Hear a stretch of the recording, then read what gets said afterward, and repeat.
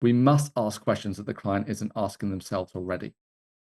Okay, because if we're just asking the same questions that the client's already asking themselves, then they've got no reason to pay us thousands. But when we ask really well thought out questions and we're listening on a deep level to those answers that come through, you're going to have clients in tears, and from there, that client is going to open up and realize that I don't want to go another 10 years not resolving this. I trust you, and I'm good to go. Like, how do you sign me up?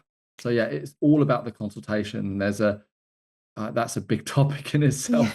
But most clients don't get asked those questions either. And the thing is, they don't get to discuss it with anybody else either.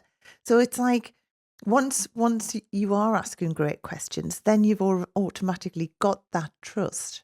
And you've already got your client in the palm of your hand, really, haven't you? And we'll go deeper with this. So the questions are huge, but what's the intention behind those questions? So, for example, two therapists can ask the exact same questions, frame them in the same way, but one therapist is stressed and she's thinking, oh goodness, I've got to hit my target, otherwise I'm in trouble with the boss. And her entire tonality is going to come across in a different way. Yeah. Whereas And the other body therapist, language, body language, everything. microfacial expressions, all of those things. And the other therapist is sincerely wanting to help the client. And in that time she's sat in the treatment room with the client, she's so present with the client that she forgets herself and focuses entirely on them. And this is where it goes even deeper. She's also not attached to the yes or the no. And that's when everything opens up. But it takes a lot of practice with the consultation to get to that point. And that's why all of my clients, my community, what we do that's not really seen in the industry. And I find it interesting because I've worked with many, many sales training companies over the years, and almost none do tangible, practical training. Whereas if I give the example of the cruise ships last year, I was asked before I went on board, they said, well, you're going to come and train our 1,000 staff.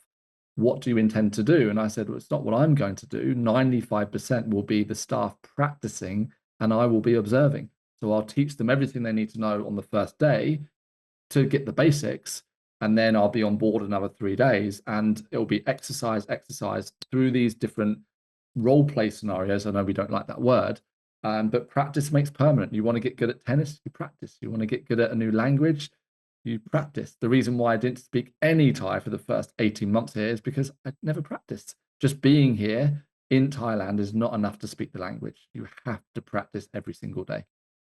Yeah. And I think this is the thing, because like in our industry, someone will put a block up straight away. They'll be like, as like we've said, clients won't go for that.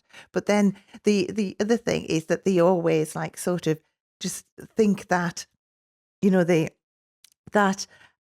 clients are automatically just going to say no, or they're just going to and one of the biggest things is when someone has had a client for quite a few years and then they're like, well, we can't all of a sudden start doing a different consultation. We can't start talking a different way. They're going to think we weren't doing it right in the first place. And I hear that lots, and I'm sure you do.